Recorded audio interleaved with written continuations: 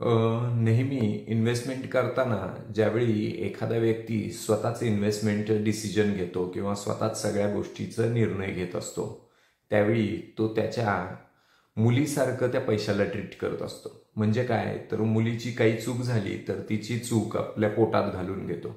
तसंच ज्यावेळी तो शेअर मार्केटमध्ये इन्व्हेस्ट करतोय त्यावेळी जर त्याच्याकडनं काही चुका घडल्या तर तो बऱ्याच वेळा स्वतःच्या चुका आपणच केल्या त्यामुळं पोटामध्ये घालून घेतो आणि त्यामुळं जास्त नुकसान स्वतःचं करतो.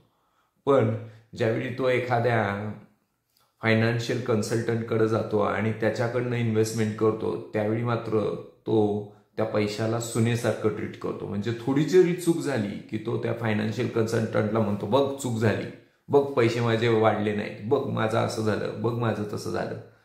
आणि हे एक ह्युमन नेचर आहे आणि हे ह्युमन नेचर असल्यामुळं त्याला तुम्ही मी नाही काही करू शकत. फक्त एकच आहे की याचा फायदाच होतो.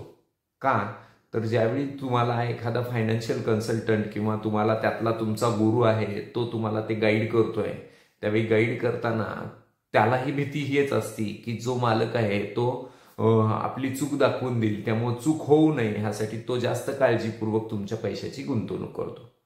हे करत असताना मी माझी स्वतःची इन्व्हेस्टमेंट मात्र करत असताना मलाही हे जाणवलं की अरे आपलंही हेच चूक होतीये आणि त्यामुळं मी स्वतःची इन्व्हेस्टमेंट स्वतः करणं टाळून मी माझ्या मित्राकडे माझ्या इन्व्हेस्टमेंट करायला देतोय आणि त्याच्या इन्व्हेस्टमेंट मी माझ्याकडे हँडल करतोय. का, तर ह्युमन बिईंग्ज आर इमोशनल फुल्स आणि त्यामुळं स्वतःच्या चुका आपण जास्त करतो, दुसरा आपल्या चुका कमी करतो आणि त्यामुळं एक चांगला फायनान्शियल गुरु तुमच्याकडे असणं गरजेचं आहे की जो तुम्हाला त्या पद्धतीने हँडल करेल.